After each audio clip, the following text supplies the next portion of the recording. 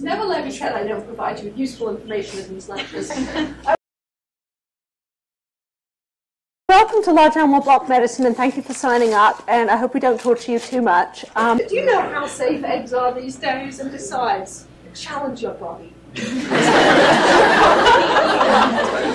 My daughter has been so challenged with salmonella over her 8 years that you could use her to get hyperimmune serum.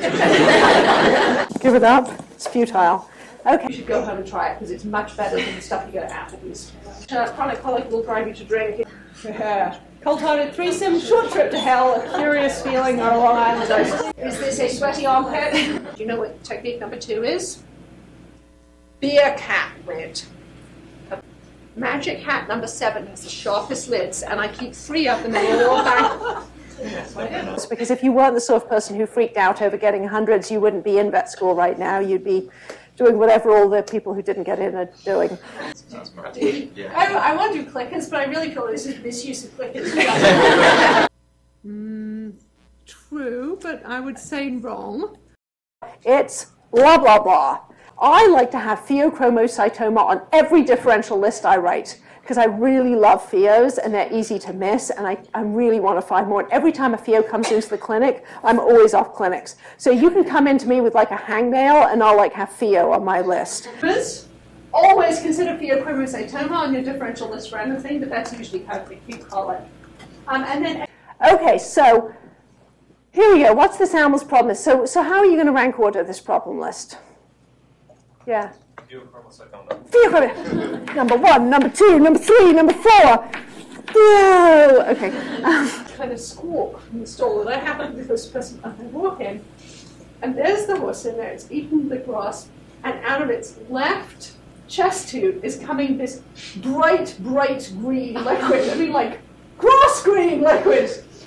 And I went, ooh. And my first thought was, which is really embarrassing, stupid, I was like, oh my God, Shane, you put the chest tube into the esophagus. Of course, the esophagus was ruptured.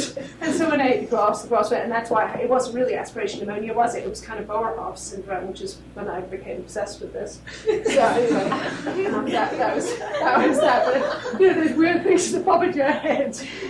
You got to really work that chest tube in to hit the mediastinum.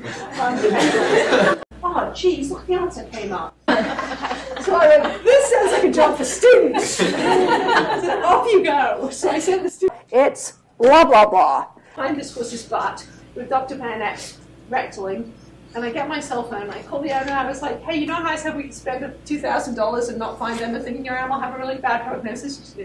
I said, well, I just spent $25. I diagnosed your horse and she has a great prognosis. And she said, what is it? And I get the picture like that. I said, that's what just came out of your horse's butt or something. Do you know that there's this wonderful term in human medicine when they do a head CT on you and they find that you have a pituitary mass that's not causing any problems, and it's called an incidentaloma because it's found incidentally. And because it doesn't have any signs, don't you think that incidentaloma needs to be on your differentials for every single disease because you don't know what it does? So anyway, I would consider incidentaloma along with pheo to be in there. Those crazy Germans go in all the way armpit deep. No. Oh my God, what great question for exams. Are you expected to memorize them? Please don't memorize anything.